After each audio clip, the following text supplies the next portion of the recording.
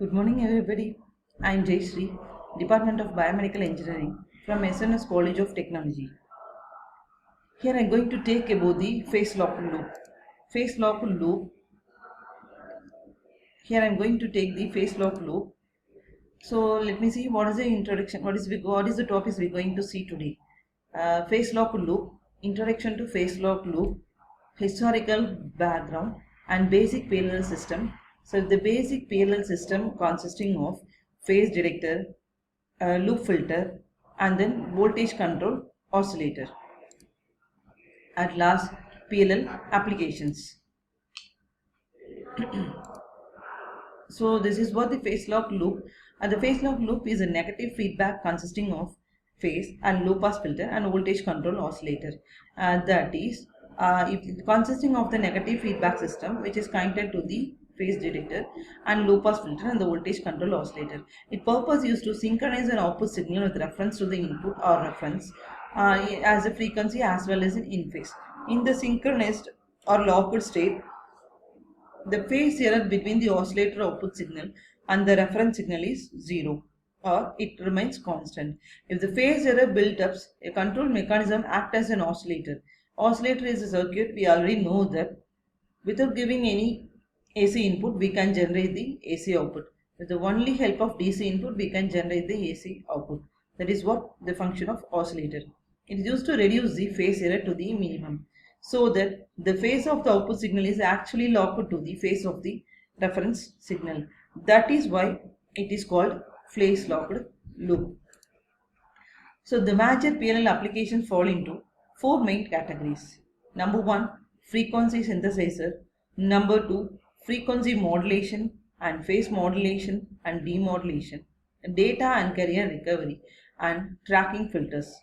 There are two types of classifications of PLL, analog or linear PLL or digital PLL.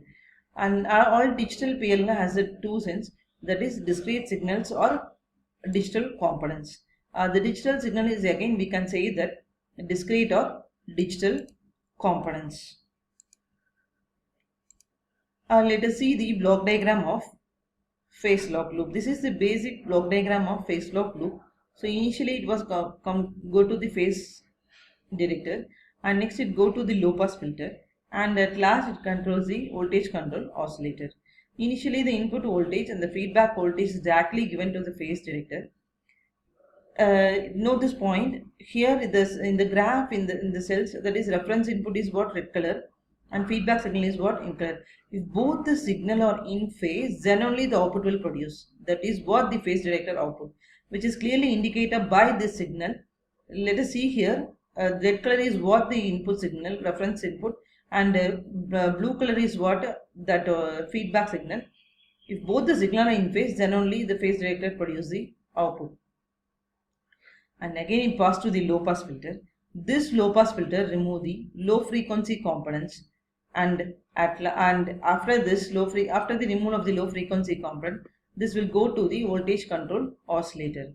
So this process repeats until the entire input frequency or entire input waveform is in phase with this reference or feedback input. Next one, the basic block diagram, which I already seen, the basic block diagram consisting of the three components, right? Phase detector or phase frequency detector, loop filter, and voltage control oscillator. Okay, and next one, this is what the graph. There are three stages of PLL operation. Number 1, free running stage. Number 2, capture range. Number 3, phase locked stage. So free running stage is nothing but when the no input signal is applied to the phase detector, the PLL output frequency F oscillator is equal to free running oscillator of the voltage control oscillator. Next one is what capture range. When the input signal is applied at the phase detector, and due to feedback mechanism, the PLL tries to track the output with respect to the input. At last stage is what? Phase locked stage.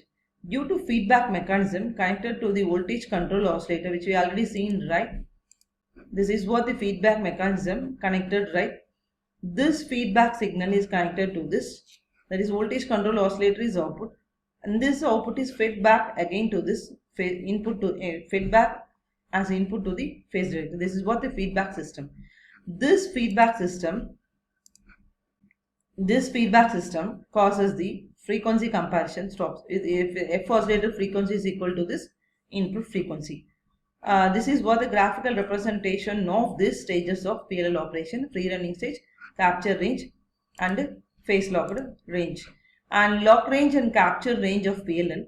The lock range of the PLL, the range of frequencies where the locked PLL remains in this lock range, in the sense when the maximum frequency, when the input frequency is less than the maximum frequency, whereas greater than the minimum frequency, this lock range will locked until the PLL remains locked. The lock range is wider than the capture range.